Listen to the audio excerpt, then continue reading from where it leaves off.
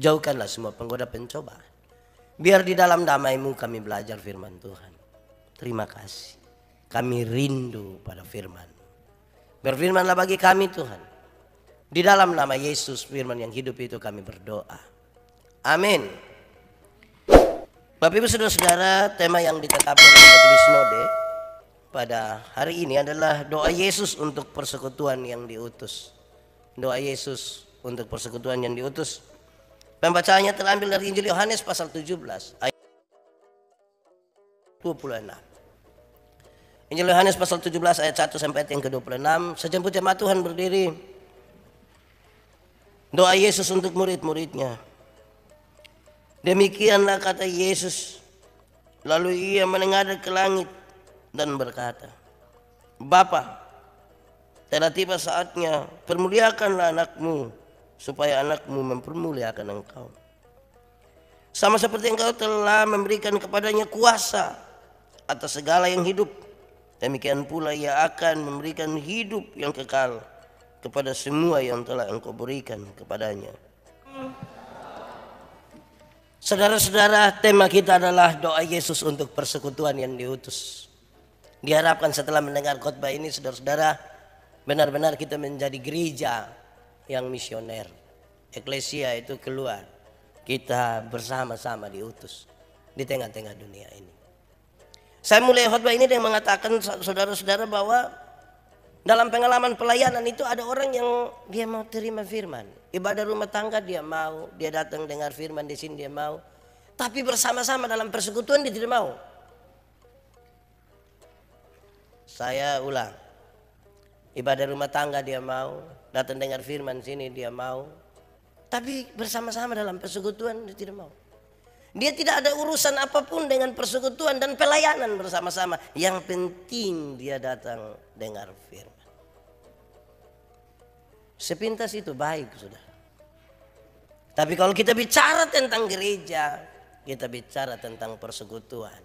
Pengalaman-pengalaman orang-orang secara pribadi yang berjumpa dengan Tuhan. Kemudian kita bersekutu bersama. Dan kemudian Tuhan mengutus kita sebagai persekutuan. Bukan sebagai orang per orang. Walaupun nanti satu-satu orang mungkin jalan. Saudara-saudara, tema utama sebenarnya dari doa Yesus yang kita baca 26 ayat ini, temanya adalah kemuliaan ilahi. Itu tema utama. Bagaimana Allah dipermuliakan, Yesus dipermuliakan, dan itu yang menjadi tema. Orang-orang kudus, orang-orang percaya yang sungguh-sungguh mengasihi dan percaya kepada Tuhan Yesus, juga termasuk saya dan saudara, kita masih tinggal di dalam dunia. Kita masih ada di bumi. Karena itu mereka yang percaya kepada Tuhan itu mesti dijaga, mesti dipelihara, supaya mereka menjadi satu. Mereka harus dijaga, mereka harus dipelihara, supaya menjadi satu. Bukan menjadi seragam, menjadi satu. Kalau seragam saja gampang. Biar hati Bamara juga kita bisa pakai motif rote sama-sama. Itu seragam namanya. Tapi supaya mereka menjadi satu. Saudara-saudara, kalau kita betul-betul menyelidiki teks ini, kita menemukan hal-hal dari aspek yang baik. Di mana Tuhan Yesus berdoa dari kesatuan, aspek dari kesatuan dalam doa Tuhan Yesus ini menarik. Satu, kesatuan dalam nama Bapa. Kesatuan di dalam nama Bapa. Saya ingin mengatakan kepada kita, saudara, Bapa itu diperkenalkan oleh Yesus. Dulu orang-orang tidak menyebut Bapa. YHWH, Yahweh, sesuatu yang jauh sekali, yang tidak mungkin dijangkau, terlalu jauh. Dan Tuhan Yesus memperkenalkan nama yang luar biasa ini. Kamu boleh menyebutnya Bapa, dekat. Dia bukan yang di jauh sana, dia dekat dengan kamu. Dalam doanya, saudara, Tuhan Yesus juga menunjukkan sebuah aspek yang luar biasa, bahwa persekutuan jemaat, persekutuan orang-orang beriman itu tidak akan pernah binasa. Tidak akan binasa. Gedung gereja mungkin akan binasa, tapi persekutuan orang beriman tidak akan binasa. Walaupun nanti kemudian dalam perjalanannya bukan tanpa pergumulan dan tantangan. Aspek yang berikut dari doa Yesus adalah supaya orang-orang kudus, supaya orang-orang percaya senantiasa berjaga-jaga. Berjaga-jaga di dalam doa supaya mereka terlepas dari iblis. Tantangan kita ini di situ. Iblis juga berusaha begitu rupa untuk mengacaukan kita. Kita harus terlepas dari pengaruh kuasanya dan kita harus terlepas dari upaya untuk menghancurkan. Ini harus ditaruh kriteria hati-hati. Iblis tahu kalau kita bersatu, dia kalah. Itu iblis tahu itu. Kalau kita bersatu, iblis kalah. Sehingga dia cari jalan begitu rupa supaya kita jangan bersatu, supaya kita pecah. Ini kriterianya mesti hati-hati. Jangan sampai saudara-saudara, supaya kita tidak ada masalah, lantas kita tidak mau melakukan apa-apa. Makanya saya bilang, mesti ditaruh kriteria hati-hati. Aspek yang berikut dari doa Yesus ini saudara adalah supaya mereka dikuduskan. Kudus itu berarti supaya mereka dipisahkan. Mereka dipisahkan dari dunia ini. Kata dunia dalam Alkitab juga mengandung arti mereka yang tidak mengenal Allah, yang membenci. Persekutuan orang kudus adalah persekutuan orang-orang yang dipisahkan dari mereka yang tidak percaya. Supaya jelas ini kambing, ini domba. Ini orang percaya, ini tidak orang percaya. Yang jadi soal adalah kadang-kadang kita jadi orang percaya, kadang-kadang kita jadi orang tidak percaya. Ada orang yang diatur secara baik, dia mengatur secara baik waktunya, hari Minggu itu dia betul-betul jadi orang percaya. Nanti Senin, Sabtu baru dia jadi orang lain. Nah ini juga kita repot ini. Karena itu saudara-saudara, doa Yesus ini mengandung aspek yang luar biasa ini. Supaya mereka dikuduskan. Tanda kesatuan dengan Tuhan itu tidak ada tanda lain, tidak ada syarat lain selain kudus. Dia kudus, kita kudus, baru bisa bersatu. Yang tidak menjaga kekudusan tidak bersatu dengan Tuhan Allah. Terang tidak dapat bersatu dengan yang gelap. Tanggalkanlah kasutmu, sebab tempat di mana engkau berdiri itu adalah kudus. Doa Yesus ini juga mengandung aspek kesatuan dalam Allah Tritunggal melalui pengudusan. Allah Tritunggal. Saudara-saudara, Allah Tritunggal ini menjadi sebuah tema yang baik. Saya tidak lagi berkhotbah soal Trinitas, tapi saya ingin menyampaikan kepada kita bahwa Bapa, Putra, Roh Kudus adalah sesuatu yang sungguh-sungguh ada. Dan itu ada di dalam kekudusan.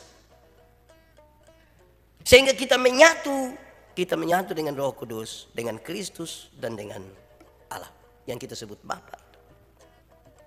Yang terakhir saudara, aspek dari kesatuan dalam doa Yesus itu adalah kesatuan dalam kemuliaan melalui penyangkalan diri.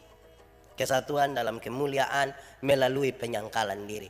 Orang yang menyangkal diri itu dia mengatakan maaf, bukan saya, bukan saya.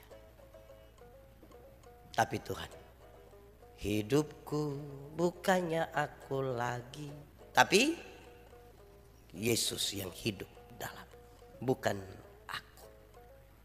Nah, untuk menyangkal diri ini yang repot saudara. Saya berulang-ulang kali itu mengatakan begini, menyangkal diri. Barang siapa mau mengikut aku, dia harus menyangkal dirinya, memikul salibnya dan mengikut aku. Ya, yang dua saya tidak omong. Menyangkal diri itu kan bilang bukan saya. Nanti orang tanya, siapa yang bangun ini gedung ibadah ini? Siapa yang bangun? Bukan saya, tapi Tuhan. Nah itu yang berat. Nanti kan kita semua bangun gedung ibadah ini. Jangan sampai 30 tahun kemudian orang tanya, Pak Pendeta Yandi, siapa yang bangun itu gedung Agape itu? Terus saya bilang bukan saya. Coba kamu cek saja. Nah kalau saya pakai kata cek itu berarti cek saya pun nama yang itu hari. Wih, menyangkal diri ini susah. Ada orang susah, sakit-sakitan, dia datang kepada saudara, miskin sekali, saudara tolong dia. Singkat cerita, dia sukses, dia bawa kesaksian itu kemana-mana dan orang-orang diberkati sekali dengan kesaksiannya. Berita itu sampai ke telinga saudara, saudara kira-kira akan bilang apa? Sebenarnya datang sini semua mati pak, untung. Nah itu untung itu yang kita pun diri mulai kita taruh di situ itu kita. Memang menyangkal diri ini repot sekali. Saya ingat saudara-saudara ada satu waktu kita ada bersama-sama ini, terus ada seseorang datang kepada saya, dia bilang memang itu barang saya membuat. Terus saya bilang, wah ini orang yang buat ini barang ini memang dia terlalu betul. Saya bilang, lu kenal itu orang kau tidak? Tidak, weh, itu orang memang terlalu. Itu orang tuh yang sementara berkata-kata dengan engkau. Wih itu kerasa bangga sekali. Orang untung baik dia tidak lanjut itu kalimat. Dia bilang itu orang memang terlalu jelek di hasil. Untungnya dia bertahan di situ saja. Jadi ya menyangkal dia. Nah saudara-saudara, lalu bagaimana penggenapan dari doa ini? Kan kita butuh bahwa doa Yesus ini terjawab. Banyak orang merasa bahwa doa Yesus itu tidak terjawab, sehingga banyak mengatakan bahwa di bagian ini jawaban tentang doa Yesus menunggu kita. Nah, apa memang begitu? Tidak juga, saudara. Saya mencatat bagi kita saudara-saudara bahwa penggenapan dari doa itu terjadi satu ketika kebangkitannya. Kebangkitan Kristus itu membuat doa Yesus itu digenapi.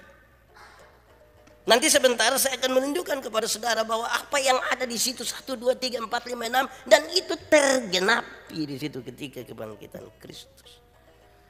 Kalau Kristus tidak bangkit, sia-sialah imanmu. Kedua, saudara-saudara, doa Yesus itu digenapi di dalam gereja Tuhan. Gereja itu harus dipahami sebagai orang-orang secara pribadi. Gereja bukan gedungnya, gereja adalah orang-orangnya. Yang kalau teks itu kita baca dengan teliti, serius, kita adalah orang-orang yang tadi dikuduskan, dipisahkan. Kita betul-betul dimuliakan dan itu yang sesungguhnya disebut sebagai gereja. Dan mereka yang bergereja, yang dikuduskan itu telah menjadi satu. Ketiga, doa Yesus itu digenapkan di Yerusalem baru. Saudara dan saudara yakin masuk surga atau tidak? Harusnya semua orang yang mengaku dia masuk surga bersama-sama dengan Kristus, mereka menjadi satu. Nanti sebentar kita bisa berefleksi tentang tantangan kesatuan gereja. Tapi idealnya kita mesti percaya saudara, bahwa kita menjadi satu karena kita orang-orang percaya yang menikmati surga bersama-sama dengan Kristus. Saya suka bertanya, surga lebih baik dari dunia atau dunia lebih baik dari surga? Surga lebih baik atau dunia lebih baik? Surga. Aman toh? Kalau surga lebih baik, siapa mau pergi ke surga sekarang? Saudara juga agak ragu-ragu Ya Pak Pendeta belum waktu Tuhan. Ya saya belum pergi ke surga yang lebih baik dari dunia itu karena belum waktunya. Tapi tanda-tanda kerajaan surga itu saya alami di sini dalam kesatuan sebagai orang-orang yang nanti akan menikmati surga yang lebih baik. Tanda-tanda kerajaan surga itu berkaitan dengan pemerintahan Allah berlaku di dalam diri kita dan saya kira banyak orang pemerintahan Allah berlaku dalam hidupnya. Saudara, lebih dalam sekarang saya ajak kita untuk melihat inti dari kesatuan itu ya Allah. Kita bicara tentang kesatuan, semua orang bicara tentang kesatuan. Lalu apa inti dari kesatuan itu? Saudara bisa cek betul-betul kesatuan kita kalau kita bersatu dalam nama Bapa. Ada banyak gereja terlalu mengandalkan banyak hal dan tidak mengandalkan Bapa. Ada banyak orang tidak mau bersatu karena firman. Masing-masing mempertahankan doktrin-doktrinnya. Dan kita sama-sama nama gereja tapi kita tidak bersatu. Karena kita tidak pakai nama ini. Nanti saya jelaskan kenapa nama Bapa. Yang kedua, inti dari kesatuan gereja adalah firman Allah. Firman. Kita bersatu di dalam firman. Kesatuan kita adalah firman. Firman itu saudara, firman itu adalah sesuatu yang memang harus menurut apa yang Tuhan mau. Oke, yang ada saudara-saudara kita coba cepat-cepat barang 1 menit atau 2 menit ya, cepat-cepat saja. Coba, yang bawa pena dengan kertas, ada kok? Jemaat ada yang bawa PowerPoint 1 dan kertas, ada kok? Ada. Coba ikuti yang saya maksudkan di sini. Tolong gambar. Oh, di depan ada Pak Meki, ada Ibu Ellen. Tolong saja. Iya, Adi Putri, tolong. Oke, coba mulai sekarang. Saya bilang sesuatu dan saudara lakukan. 1, tolong gambar kepala. Sudah? Tolong gambar mata. Evi cepat. Sudah? Coba gambar hidung. Sudah? Coba gambar mulut. Sudah? Coba gambar badan. Sudah? Coba gambar telinga. Coba gambar kaki. Coba gambar tangan. Sudah? Coba gambar ekor. Ekor. Sudah gambar? Sudah kan? Oke, cukup di situ. Tidak usah lanjutkan. Itu kira-kira perintahnya. Coba sekarang, Pak Miki boleh angkat, Ibu Ellen coba angkat itu. Tidak, kami tidak lihat dia punya jelek lah. Kami lihat pesan yang sampai. Oke, izin. Saudara lihat ini, Ibu Ellen. Oh, parah. Evi, sudah gambar itu. Oke, boleh datang sini. Mari. Saya ingin menunjukkan supaya kalau firman itu harus benar seperti apa yang Tuhan maksud. Terima kasih. Saudara lihat, dari sebuah perintah yang sama, orang bisa menggambar 2 hal yang berbeda.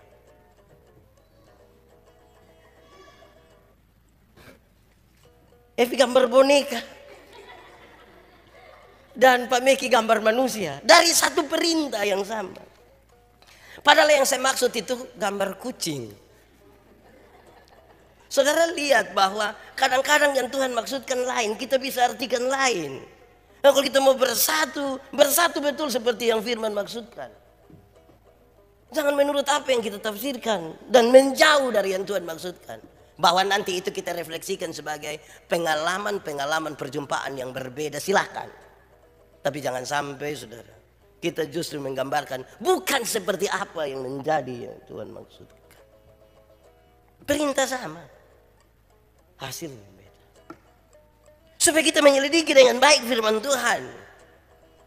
3, inti dari kesatuan. Saudara-saudara, Tuhan Yesus menggenapkan kesatuan ini dengan ini yang tadi saya bilang, saya akan jelaskan beberapa hal. Tuhan menegaskan dan melengkapi itu kesatuan. Yang 1, kuasa. Di ayat yang kedua kita membaca tentang kuasa. Jadi kalau persekutuan yang tidak mengandalkan kuasa Tuhan, jangan harapkan itu. Kedua, orang beriman. Kalau kita baca ayat 2, 6, 9, 24. Orang-orang beriman Tuhan berikan. Engkau telah berikan. Masa di dunia yang besar ini tidak ada orang beriman? Masa di antara kita yang begini banyak tidak ada orang beriman? Ketiga, penyelamatan bagi dunia. Tuhan melengkapi itu dengan penyelamatan bagi dunia. Ayat 4. Aku telah menyelesaikan tugas itu. Firman, ayat yang ke-8, dia melengkapi. Nama Bapa, ayat 11 dan 12. Dan di ayat 24 terakhir ke-6, kemuliaan Bapa. 6 ini menggenapkan kesatuan jemaat. Jadi kita bisa ukur kita dalam kesatuan itu kok tidak. Kuasa, orang beriman, penyelamatan bagi dunia, firman, nama Bapa, dan kemuliaan Bapa. Saudara, Supaya orang beriman bisa mengambil bagian dalam kesatuan. Supaya orang beriman bisa mengambil bagian dalam kesatuan. Tuhan Yesus memberikan kepada mereka 3 hal. Kehidupan kekal Tuhan telah berikan. Orang beriman mesti meyakini, seyakin-yakinnya tentang kehidupan kekal. Firman Allah dan kemuliaan Allah. Supaya kita bisa mengambil bagian dalam tadi itu kesatuan. Bukan Tuhan belum bekerja, Dia memberikan kepada kita kehidupan kekal, firman dan kemuliaan. Kenapa dari tadi disebutkan nama Bapa? Saudara, dalam perjanjian lama, nama bukanlah sekedar sebuah sebutan untuk memanggil seseorang. Tetapi nama adalah seluruh sifat dan pribadi yang diketahui. Nama bukan sekedar sebutan, tapi seluruh sifat yang ada di situ. Sifat pribadi yang diketahui. Engkau akan kusebut Israel. Artinya pejuang Allah. Itu arti yang menyertai sebutan Israel setiap waktu. Engkau akan kusebut Petrus. Petra, di atas batu karang ini kubangun. Nama punya arti toh. Kita sekarang ya nama ikut artis. Ada separuh kasih nama anak ikut mantan pun nama karena tidak sempat jadi. Akhirnya setiap kali itu nama disebut dia ingat kurang ajar itu tidak. Nama adalah keseluruhan sifat.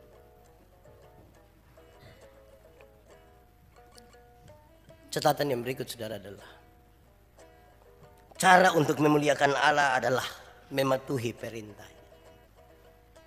Cara untuk memuliakan Allah adalah mengikuti saja perintah Tuhan.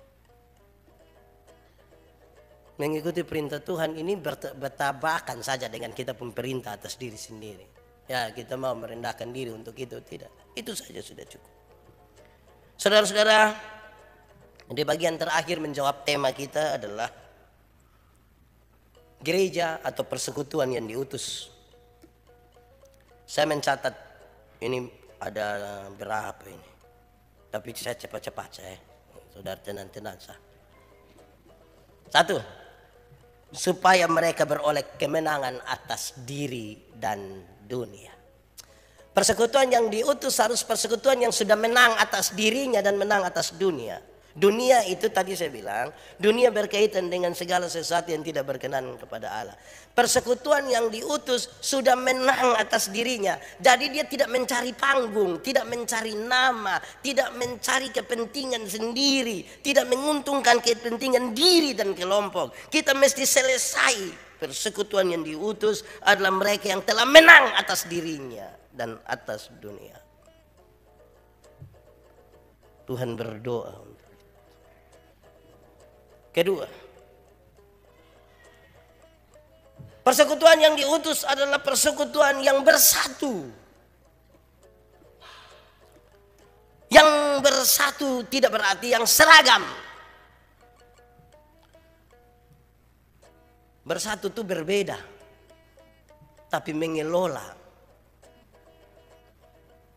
Saudara bayangkan, bersatu itu bukan berarti terikat Bersatu bukan berarti terikat. Bayangkan kalau kita ambil kucing punya ekor, anjing punya ekor baru ikat. Menurut saudara aman? Aman. Karena hanya ekor anjing langsung tidak ada lagi. Kalau kucing dengan anjing kita ikat sama-sama itu bertengkar, berkelahi tidak pakai berhenti. Jadi bersatu bukan karena terikat. Oi Pak, saya ini dari kecil saya sudah agape Pak, bagaimana saya kalau pergi gereja lain tidak bisa jadi mau ke mana pun saya harus gereja di agape. Oh itu terikat. Kesatuan bukan seragam. Satu bilang do, semua bilang do. Tidak bisa hanya do. Karena ada sol, mi. do mi sol do. Bagus toh. Saya ingat dulu saya punya teman itu dia pimpin lagu kami tidak jadi menyanyi.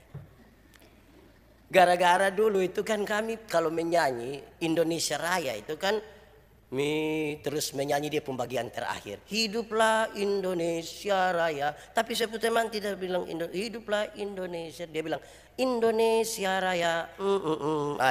Kami tidak jadi menyanyi lagi itu. Kami stop sudah di situ. Dulu itu kalau orang dari Dirhen itu jadi Dirhen itu kan dia menyanyi dulu kata pertama toh mengheningkan cipta dengan seluruh kan dia harus angkat ton itu dia menyanyi dulu dia dengan sol dengan sol kami tidak jadi menyanyi lagi. Jadi untuk sebuah akord apa itu keserasian tuh kita bukan sama. Bukan sama, saya baca satu tulisan, saya dengar satu itu pramugari dong saja yang sebut itu bahasa yang sama saja, dong sebut beda-beda nada. Padahal hanya untuk terima kasih tan, dong hanya untuk terima kasih toh. Kita begini banyak turun dari pesawat Dewen, terima kasih, terima kasih, terima kasih, terima kasih. Bayangkan kalau dia terima kasih, terima kasih. Jadi tidak,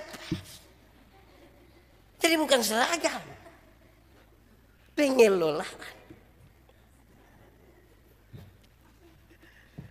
kesatuan bukan seragam tapi mengelola ini beda ini karena tadi pengalaman dapat perintah pengalaman kita beda dengan Tuhan ada yang gambar bebe ada yang gambar boneka tapi ya kita mau mengelola itu perbedaan. Berikut ketiga, persekutuan yang diutus adalah persekutuan yang aman. Sudah bebas dari ketakutan terhadap iblis. Kalau bebas dari ketakutan terhadap iblis itu persekutuan sehat itu. Karena ada banyak orang tiap hari melayani Tuhan, tiap hari omong Tuhan, tapi semua itu pasti iblis yang kerja. Kalau dia sakit sedikit ini pasti orang suanggi, ini orang suanggi. Hai. Orang itu suanggi juga dilihat-lihat orang juga. Bukan asal suanggi. Kita susah sengsara ini bersama-sama bersuanggi ini untuk apa? Cari siapa kok yang kaya kok dia.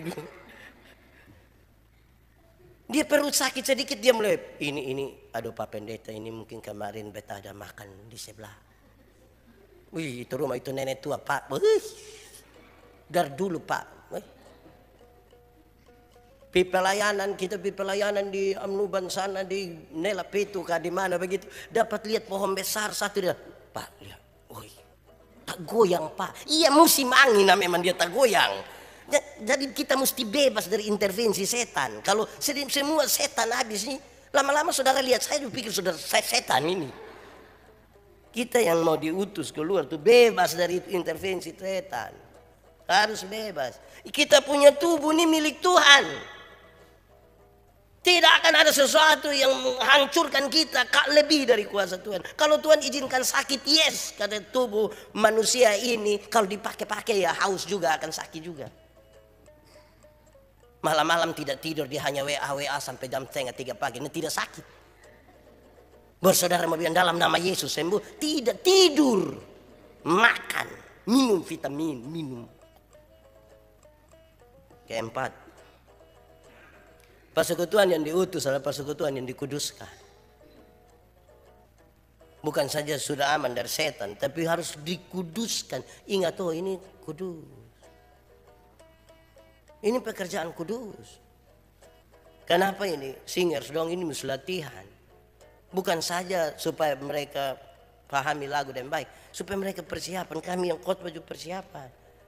Persiapan diri sebagai seluruhan. Bukan karena kehebatan. Semua orang bisa main musik. Tapi belum tentu dia menyembah. Semua bisa menyanyi. Tapi belum tentu dalam penyembahan kudus. Itu penting itu sudah. Supaya betul-betul kita siap kita buat hati ini. Jadi sarungkan kita dikuduskan. Tuhan mau alirkan ini kuasa yang besar. Berkat yang besar pada jemaat. Kitalah saluran. Selang itu kan. Selang itu harus dipastikan jangan bocor-bocor. Jangan tersumbat supaya berkat Tuhan kasih. Kelima, persekutuan kita yang diutus adalah persekutuan yang sudah menerima salib, kepatuhan, dan relasi dengan Allah. Itu peristiwa yang Tuhan Yesus kerjakan. Salib, taat sampai mati, dan kemudian relasi kita dengan Tuhan terhubung.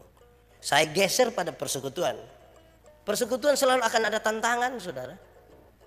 Tidak ada sebuah persekutuan yang diutus tanpa tantangan. Salib. Salib itu penderitaan. Tidak ada persekutuan yang diutus tanpa penderitaan. Berulang-ulang kali saya sampaikan pada saudara. Penderitaan. Salib itu identik dengan penderitaan. Tapi tidak semua penderitaan itu adalah salib. Salib identik dengan penderitaan. Tapi tidak semua penderitaan itu salib. Petrus bilang, kalau kamu dianiaya dan dinista karena namaku, itu tidak apa-apa. Karena penghakiman dimulai dari rumah Allah sendiri. Tetapi kalau engkau pencuri berkenapa pokok, itu bukan salib. Itu pilihan pribadi, bilang om tolong pukul beta dulu. Jadi sama-sama menderita, tapi itu dua hal yang beda. Kepatuhan, taat. Supaya jangan cepat-cepat ada masalah sedikit langsung persetan beta tuh. Tantangan sedikit semua lepas dari tanggung jawab. Jangan, gas. Maju. Butuh taat. Kita taat ini bukan pada manusia, taat kepada Tuhan. Ketiga, berkaitan dengan relasi dengan Allah. Siapa persekutuan yang diutus, pastikan relasi dengan Tuhan itu aman. Relasi di antara sesama persekutuan itu aman. Yang kita sama-sama mau diutus. Bayangkan kalau kita pergi 10 orang, kita masih bertengkar soal pakaian seragam. Hari pertama merah kok coklat. Sudah merah dan coklat, coklat di atas, merah di bawah. Satu bilang jangan, yang bunga-bunga kotak-kotak dan garis-garis. Hai, kita yang mau pergi ini kita butuh untuk atur dan terakhir, saudara-saudara, persekutuan itu diutus oleh gereja. Karena Kristus kepala gereja, dia memanggil kita, pergilah, pergilah. Saudara-saudara, oleh gereja tuh kita melayani, kita diutus. Dalam tradisi gereja harus utama kayak kami ini waktu ditabiskan jadi pendeta dikasih pakai stola, disorong Alkitab, dikasih apa, pergilah. Woi, saya ingat satu kisah kecil ini. Berapa minggu lalu, 2 minggu lalu, 3 minggu lalu saya di Toraja, bukan di Toraja, di Makassar untuk satu persekutuan gereja Toraja, satu klasis di Makassar Tengah. Kebiasaan mereka, siapa yang akan memimpin ibadah, itu nanti majelis pendamping itu, dia doa habis, misalnya tadi Pak Abi yang dampingi, doa habis, baru dia kasih pakai stola. Kita tidak pakai sendiri, dia kasih pakai stola. Nanti sehabis ibadah, baru dia doa lagi, baru dia buka ini stola. Yang pertama aman. Yang kedua waktu kami habis ini saya lupa. Jadi pas kami doa habis, dia menghadap saya begini, kok mau ambil stola. Pak Yandi pikir dia mau cium Pak Yandi. Jadi pas dia begini, Pak Yandi pun tangan di pinggang. Aduh. Baru dia bukan Pak, saya mau ambil stola. Memang menyesuaikan diri dengan hal-hal begini ini juga penting ya. Kita kemana mesti botol cek dulu. Wih bab tua begini beta perlu. Wih, saya juga hancur itu saudara. Jadi saudara-saudara, biasanya kalau kita di sini datang seorang Alkitab, itu berarti kepada kamu silakan, oleh gerejanya silakan engkau memberitakan. Kasih kembali juga, terima kasih. Jadi saya berdiri di sini atas nama Tuhan, atas nama gereja untuk menyampaikan. Habis itu, ya saya sedih juga. Tuhan memberkati.